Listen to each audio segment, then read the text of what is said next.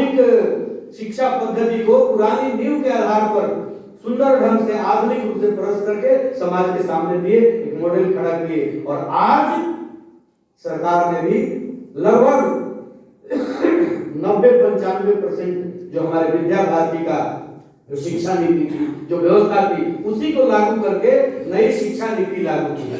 इसका परिणाम 20 साल बाद आएगा।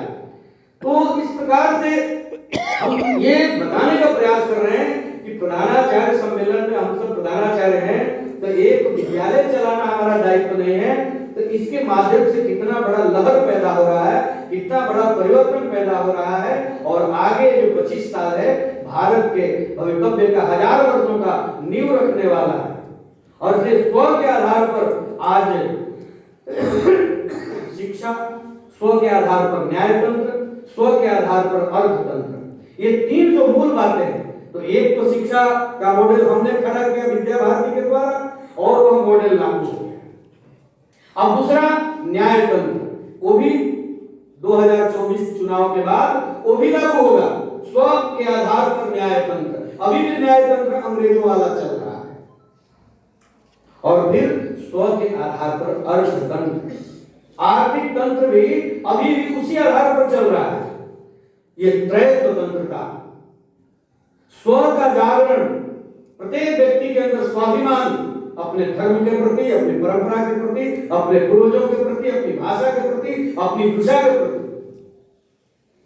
हम हिंदू हैं, हमारी हिंदी भाषा है, मातृभाषा के प्रति गर्व। हमारा हस्ताक्षर हमारी मातृभाषा में ही होगा। अंग्रेजी एक भाषा है, अंग्रेजी हम जानेंगे, अंग्रेजी पढ़ाएंगे, ताकि भारत से बाहर भी भारत का ज्ञान बताना होगा तो हम बता सकें। लेकिन अंग्रेजी ये हमारा व्यवहार नहीं बनना चाहिए, अंग्रेजी हमारा संस्कार नहीं बनना चाहिए, अंग्रेजियत में हमको नहीं ढलना है। हस्ताक्षर हमारी साइन है, पहचान है। हमारा हस्ताक्षर हिंदी में ही होना चाहिए, मातृभाषा में ही होना चाहिए। हमारे रिश्तों का आदान प्रदान मातृभाषा में ही होनी चाहिए। हमारे घर के अंदर हमारे बच्चों के साथ बातचीत हमारी मातृभाषा में ही होनी चाहिए।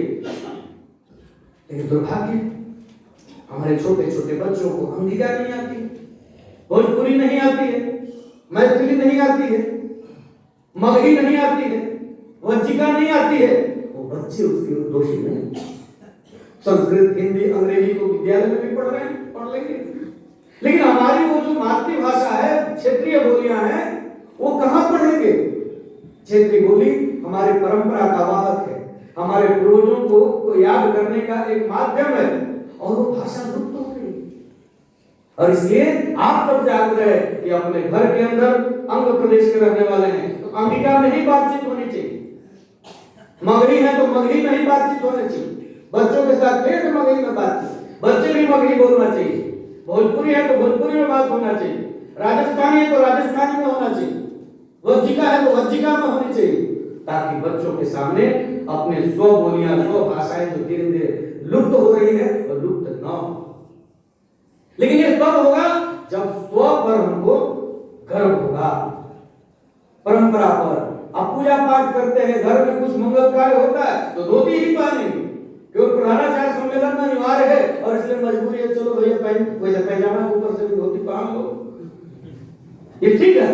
लेकिन अपने घर में भी पूजा पाठ मंगल दिन धोती नहीं होना चाहिए, तिलक लगाना चाहिए। जो भी हमारे पूर्वजों की परंपराएं हैं, हमारी प्राचीन परंपराएं, सबके पीछे विज्ञान है, उस विज्ञान पर प्रबोधन करें आप सब। तिलक का महत्व क्या है, तिलक क्यों लगाते हैं, शिखा क्यों रखते हैं, धोती क्यों है हमारे वेश में, ये आज के बच्चों को क्यों समझाना पड़ेगा। और क्यों समझाने के लिए आपको पहले जानना पड़ेगा, और जानने के बाद आचरण में लाना पड़ेगा। आचार्य यानी जो आचरण से शिक्षा दे। अब हम प्रधानाचार्य बड़ा सुंदर बोलते हैं हिंदुत्व पर, तब तक उनका पापा मम्मी बुला रही है, अपने चैनल चुप हो गए। आप सबको बता रहे थे, ऐसा कर रहे थे, सबको बता रहे थे बौद्धिक में कि हमको अपनी भाषा पर, अपनी भाषा पर बच्चों को मम्मी पापा नहीं बोलना चाहिए, पिताजी बोलना चाहिए, माँ बोलना चाहिए, कहें कि हमारे रिश्तों का बड़ा वैज्ञानिक ढंग से समझा रहे थे, बहुत विद्वान आदमी।